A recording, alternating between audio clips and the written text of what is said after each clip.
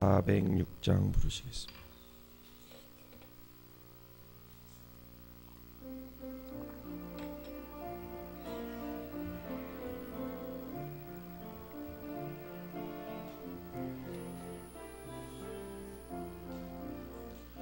고난 내 영혼 편히 쉴 곳과 풍랑이로도 안전한 보급 폭풍까지도 다스리시는 주의 영원한 바르지에 주의 영원하신 팔 함께 하사 항상 나를 붙드시니 어느 곳에 가든지 요동하지 않음은 주의 팔을 의지함이라. 세상 친구들 나를 버려도 예수는 함께 동행함으로 주의 은혜가 충만하리니 주의 영원한 바르지에 주의 영원하신 팔 함께 하사 항상 나를 붙드시니 어느 곳에 가든지 요동하지 않음은 주의 팔을 의지함이라. 나의 믿음이 연약해져도 미리 예비한 힘을 주시며 위태할 때도 안보하시는 주의 영원한 바르지에 주의 영원하신 팔 함께 하사 항상 나를 붙드시니 어느 곳에 가든지 요동하지 않음은 주의 팔을 의지함이라. 능치 못한 것 주께 없으니 나의 인생을 주께 맡기며 나의 모든 짐 대신 지시는 주의 영원한 바르지에 주의 영원하신 팔 함께 하사 항상 나를 붙드시니 어느 곳에 가든지 요동하지 않음은 주의 팔을 의지함이라. 사도신경으로 신앙 고백드리도록 하겠습니다. 전능하사 천지를 만드신 하나님 아버지를 내가 믿사오며 그 외아들 우리 주 예수 그리스도를 믿사오니 이는 성령으로 잉태하사 동정녀 마리아에게 나시고 본디오 빌라도에게 고난을 받으사 십자가에 못 박혀 죽으시고 장사한 지 사흘 만에 죽은 자 가운데서 다시 살아나시며 하늘에 오르사 전능하신 하나님 우편에 앉아 계시다가 저리로서 산 자와 죽은 자를 심판하러 오시리라. 성령을 믿사오며 거룩한 공예와 성도가 서로 교통하는 것과 죄를 사하여 주시는 것과 몸이 다시 사는 것과 영원히 사는 것을 믿사옵나이다. 아멘. 오늘 함께 은혜를 말씀은 사무엘하 18장 말씀입니다. 사무엘하 18장입니다. 제가 한 절 읽고 여러분이 한 절 읽으면서 교독하도록 하겠습니다. 이에 다윗이 그와 함께한 백성을 찾아가서 천부장과 백부장을 그들 위에 세우고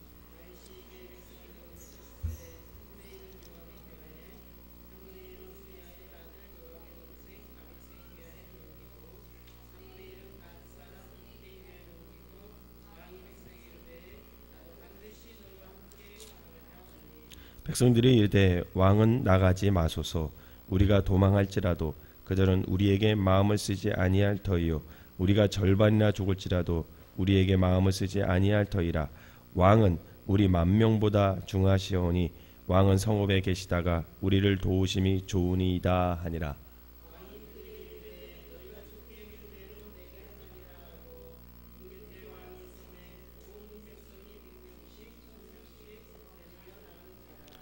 왕이 요압과 아비새와 이때에게 명령하여 이르되 나를 위하여 젊은 압살롬을 너그러이 대우하라 하니 왕이 압살롬을 위하여 모든 군지안에게 명령할 때에 백성들이 다 들으니라.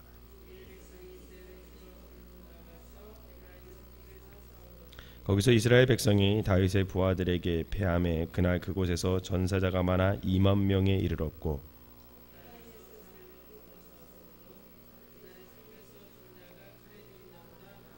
압살롬이 다윗의 부하들과 마주치니라. 압살롬이 노새를 탔는데 그 노새가 큰 상수리 나무 번성한 가지 아래로 지날 때에 압살롬의 머리가 그 상수리 나무에 걸림에 그가 공중과 그 땅 사이에 달리고 그가 탔던 노새는 그 아래로 빠져간지라.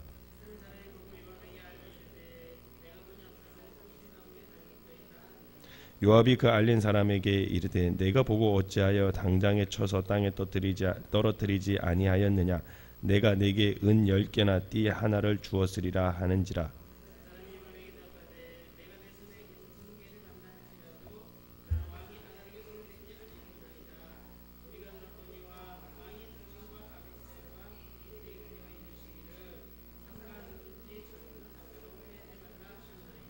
아무 일도 왕 앞에는 숨길 수 없나니 내가 만일 거역하여 그의 생명을 해앗더라면 당신도 나를 대적하였으리이다 하니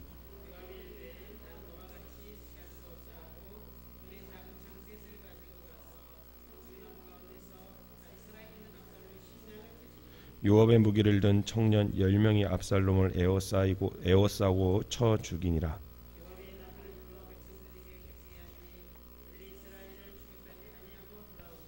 그들이 압살롬을 옮겨다가 숲을 가운데 큰 구멍에 그를 던지고 그 위에 매우 큰 돌무더기를 쌓으니라. 온 이스라엘 무리가 각기 장막으로 도망하니라.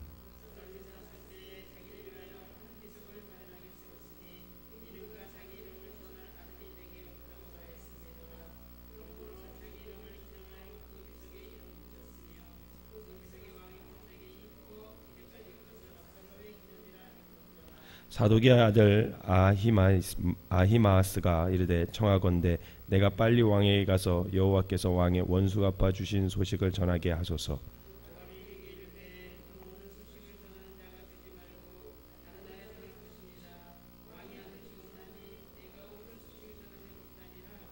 요압이 구스 사람에게 이르되 네가 가서 본 것을 왕께 아뢰라 하매 구스 사람이 요압에게 절하고 다름질하여 가니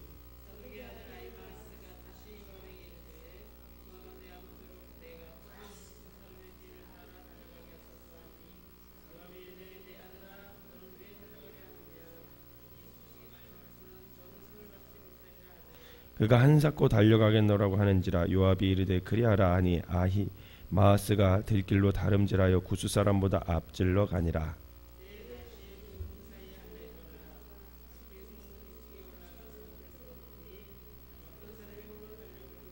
바스군이 외쳐 왕께 아뢰매 왕이 이르되 그가 만일 혼자면 그의 입에 소식이 있으리라 할 때에 그가 점점 가까이 오니라.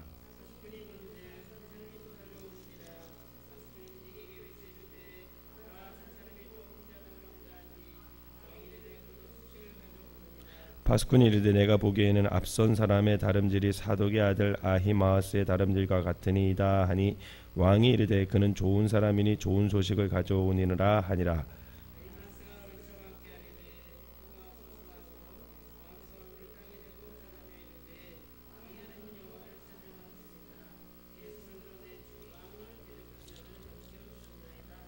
왕이 이르되 젊은 압살롬은 잘 있느냐 하니라.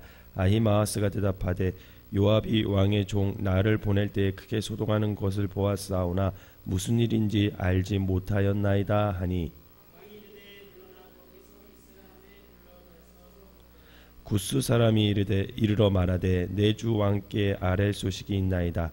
여호와께서 오늘 왕을 대적하던 모든 원수를 갚으셨나이다 하니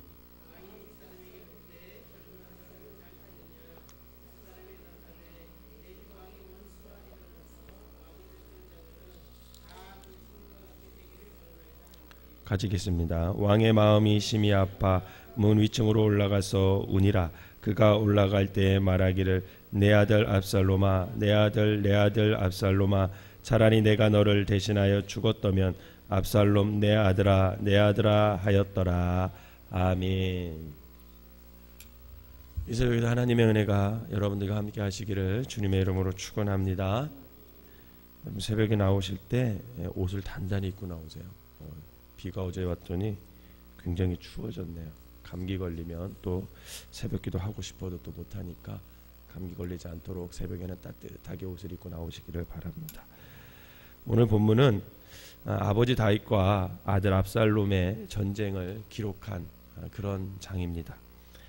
결국은 이 전쟁은 다윗의 승리로 끝이 나고 맙니다.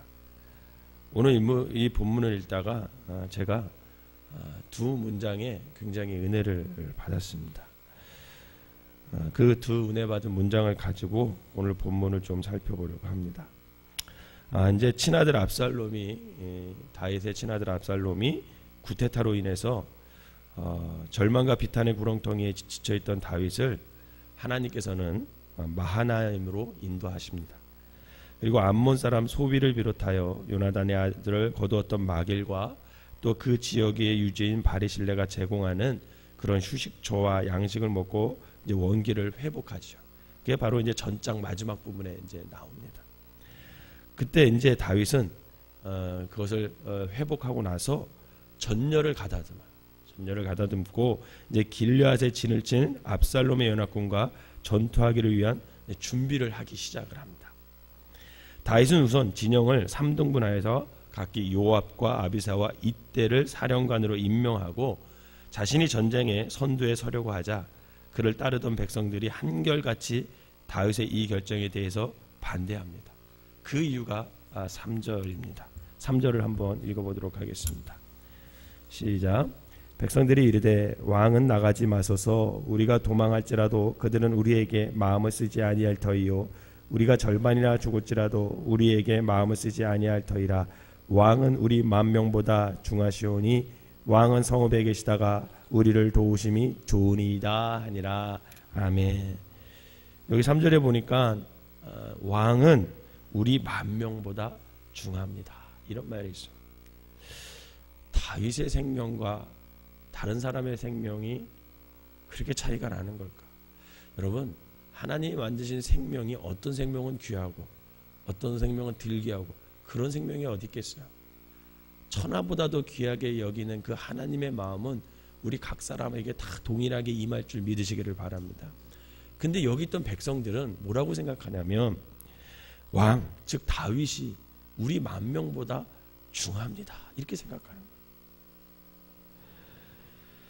그러면서 만약의 경우를 대비합시다. 이렇게 얘기를 해요. 구테타에 의해 도망자로 전락한 가련한 다윗을 향한 백성들이 이러한 존경은 진심에서 우러난 말이겠죠. 즉 다윗에 대한 백성들의 존경심을 볼 때 그동안 다윗의 삶이 어떠했을 것임을 짐작하고도 남음이 있다라는 거죠. 오늘 본문에 등장하는 다윗과 압살롬, 부자지간이지만 성경의 기준으로 이 두 사람을 구분해 보면 한 사람은 의인이고 한 사람은 악인입니다. 의인과 악인의 구분은 너무나 간단하죠. 하나님을 믿느냐 안 믿느냐가 사실 그 기준입니다. 어떤 윤리적인 기준이 아닙니다. 하나님을 믿는다는 것은 지금 그의 시선이 하나님께 고정됐다라는 것을 의미해요. 관역을 벗어난 게 죄다 이렇게 얘기를 합니다. 그런 것처럼 관역을 벗어나는 그 자체가 죄인 것처럼 우리가 시선을 하나님께 벗어났다라는 것은 그 자체가 바로 죄가 된다라는 거죠. 다윗은 이미 한번 그것을 경험했어요. 한순간 잠시 시선을 하나님이 아닌 자신의 편안과 안락을 향하자마자 그의 시선은 한 여자에게 향하게 되었고 그로 인해서 그는 간음과 살인이라는 범죄를 저지르게 됩니다. 그러나 자신의 죄를 깨닫게 된 다윗은 하나님께로 다시 자신의 시선을 고정시킴으로써 다시 하나님께서 너 의인이야 라고 인정하는 그런 삶을 살아가게 됩니다. 우리가 판단하기에 아무리 악인이라 할지라도 자신의 과오를 인정하고 회개하고 시선을 하나님께로 다시 고정하는 순간 하나님께서는 그를 더 이상 악인이 아니라 의인이라 칭해 주심을 여러분 믿으시기를 바랍니다. 악인이었음에도 불구하고 의인으로 인정해 주신 그 은혜에 감사하며 최선을 다하는 삶을 살 때 다윗을 향한 신뢰와 존경심이 점증되는 것은 당연한 일입니다. 사랑하는 성도 여러분, 우리의 삶은 나에 의해서가 아니라 타인에 의해서 평가됩니다.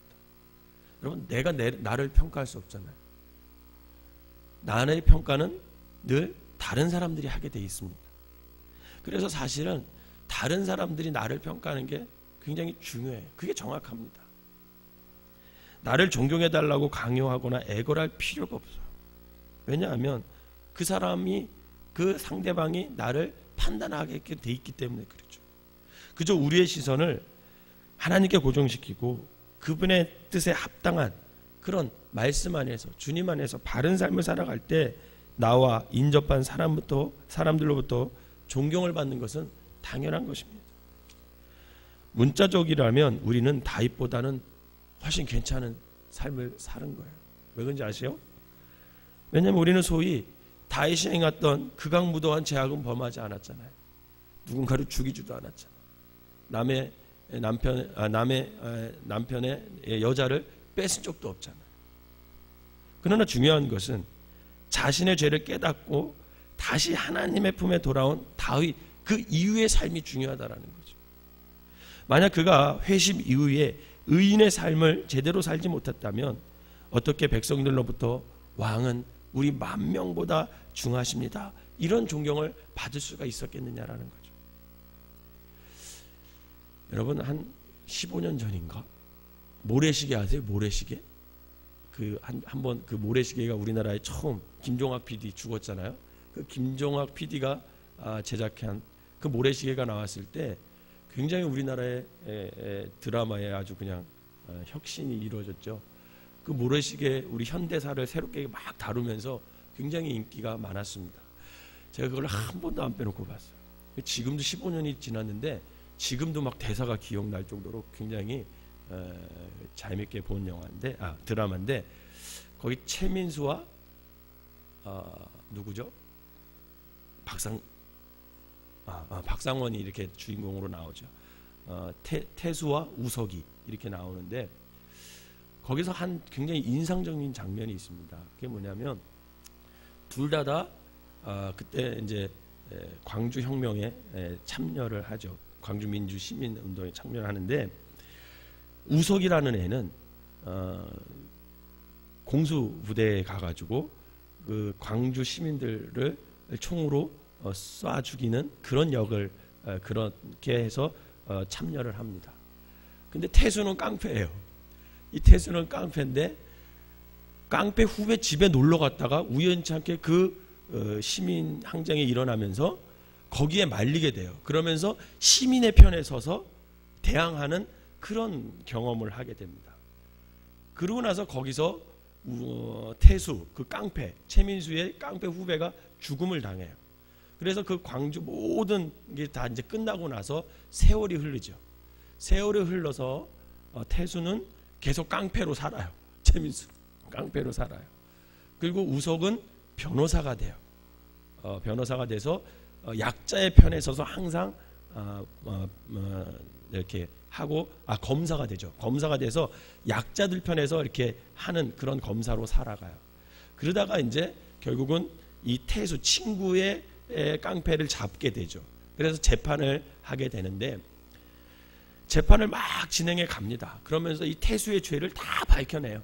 사실 태수의 죄를, 자기 친구의 죄를 밝혀내려고 하는 게 아니라 그 위에 있는 그 정치계의 사람들의 비리를 밝혀내려고 막 하는 도중에 결국은 결정적으로 이제 공판을 하게 되고 재판을 하면서 이제 형을 때려야 되는데 바로 그 전날, 형 때리기 전날 태수와 우석이 그 감옥에서 만나서 이런저런 얘기를 하면서 나는 너를 우석이가 뭐라고 얘기하냐면 나는 너를 여기서 이제 더 이상 검사를 이 사건을 담당하지 않을 거야. 딱 그렇게 얘기해요.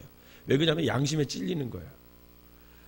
그러면서 태수한테 뭐라고 얘기하냐면 나 너 그때 광주에서 봤어 이렇게 얘기를 합니다. 그러면서 나는 공수부대에서 너한테 총을 겨눠서 총을 쏴서 내 총에 맞아서 너의 후배들과 광주 시민들이 많이 죽었어.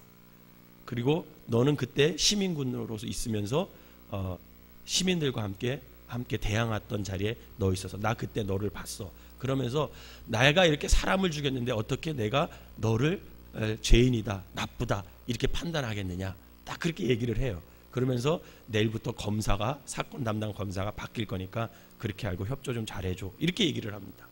그랬더니 태수가 뭐라고 얘기하냐면 그 태수의 대사가 제가 굉장히 감동 깊게 받았어요. 그게 뭐냐면 뭐라고 얘기하냐면 괜찮아 그렇게 얘기해요. 우석이한테 너 괜찮아, 너 괜찮은 놈이야 그렇게 얘기하면서 그 이후의 삶이 중요해 그렇게 얘기를 하더라고요.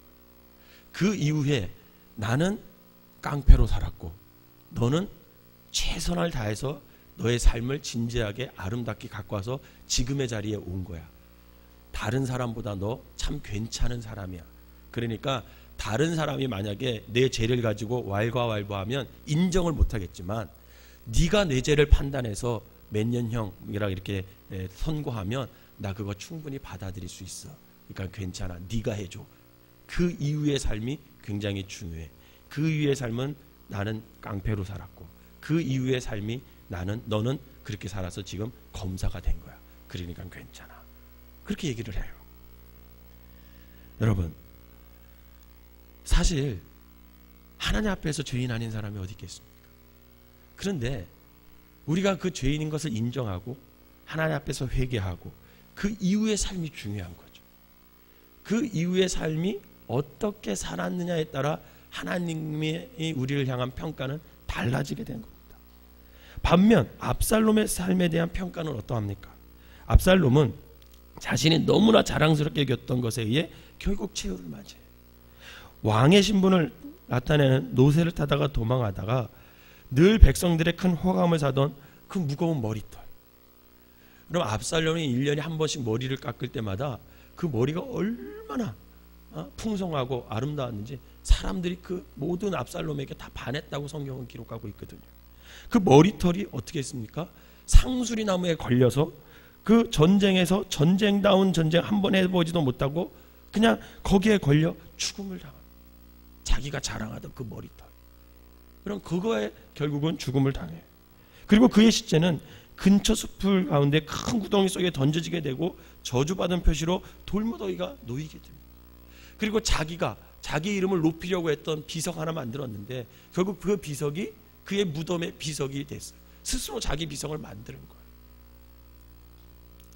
사랑하는 성도 여러분, 우리가 만 명보다 중요한 한 사람으로서의 가치 있고 무거운 삶을 살 수 있는 것은 죄 앞에서 우리가 어떻게 반응을 하고 그 이후의 삶을 하나님 보시기에 어떻게 사느냐에 따라 결정된다라는 것을 여러분 기억하시기를 바랍니다.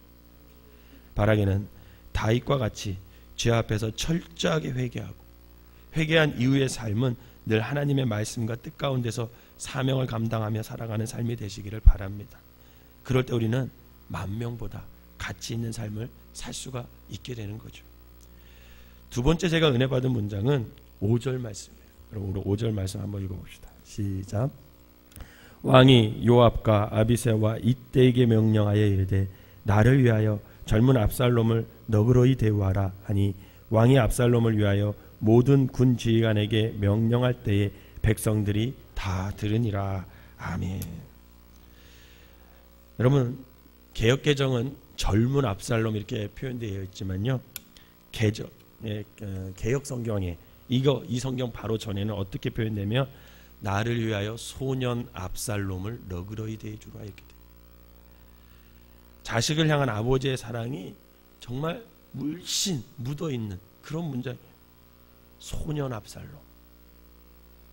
여러분 사실 압살롬은요 소년이 아니죠.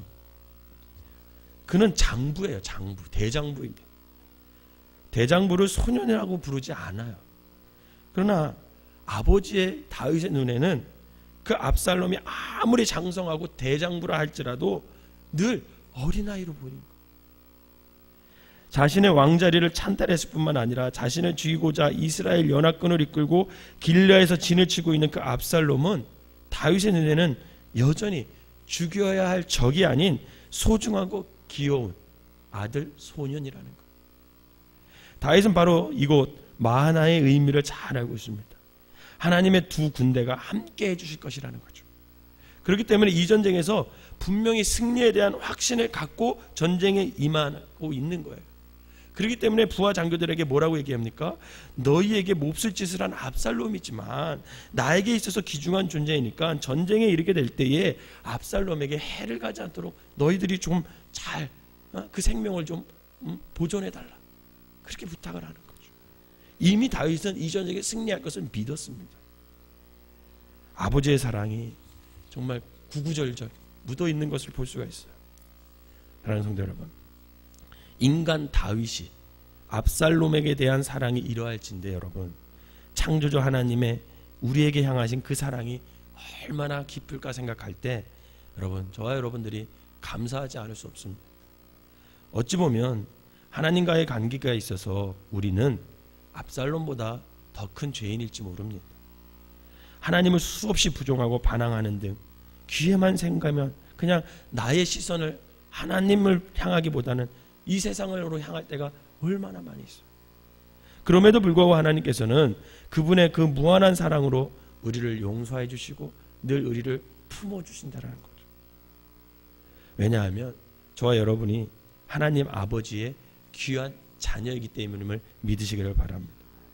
바로 하나님의 이러한 우리에게 향하신 그 사랑을 우리가 바로 깨닫고 체험할 때 우리의 삶은 그야말로 거룩한 삶이 될 것이고, 그 거룩한 삶을 살아갈 때 우리는 저절로 망명보다 귀한 사람들이 될 수 있다는 것입니다. 그런데 여러분, 거룩한 삶은요 결국 하루아침에 이루어지는 것이 아니에요. 여러분, 저가 한 번 획가닥 은혜 받아가지고 구원받은 사람은 봤어요. 근데 한 번에 성숙해지는 사람은 못 봤어요. 여러분, 티끌모아 태산이라는 말처럼 나에게 주어진 그 시간들의 결합체가 결국 나의 삶의 결정체가 된다는 거죠.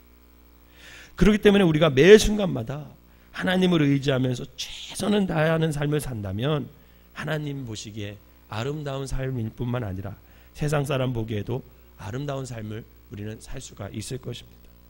바라기는 오늘 하루도 하나님께서 우리에게 향하신 그 사랑을 베푸신 그 하루에 주어진 매 시간마다 최선을 다해서 주님 안에서 말씀을 이루어가는 귀한 삶으로 여러분들이 만들어 가시기를 바랍니다. 오늘 하루 동안 주님과 동행하는 그런 삶을 살아서 결국 또 오늘 하루를 다 보내고 잠자리에 들었을 때 그 하나님의 은혜에 감사하고 또 그 주님이 동행하심에 감사하여서 그 하나님의 은혜 속에서만 살아가면서 여러분들의 삶을 거룩하고 아름답게 만들어 가시기를 주님의 이름으로 축원합니다. 기도하겠습니다. 사랑과 은혜의 하나님, 우리로 하여금 하나님을 아버지라 부를 수 있게 하시니 진심으로 감사를 드립니다. 어쩌면 우리는 압살롬보다 더 못된 아버지 그런 삶을 살아갈 때가 너무나 많이 있습니다. 그런 저희를 한 사람 한 사람 아버지 하나님 사랑으로 품어주시고 친히 자녀 삼아 주셔서 아버지 하나님 뜻 안에서 주님 안에서 아버지 말씀을 이루어갈 수 있게 살아가게 하심 또한 감사를 드립니다.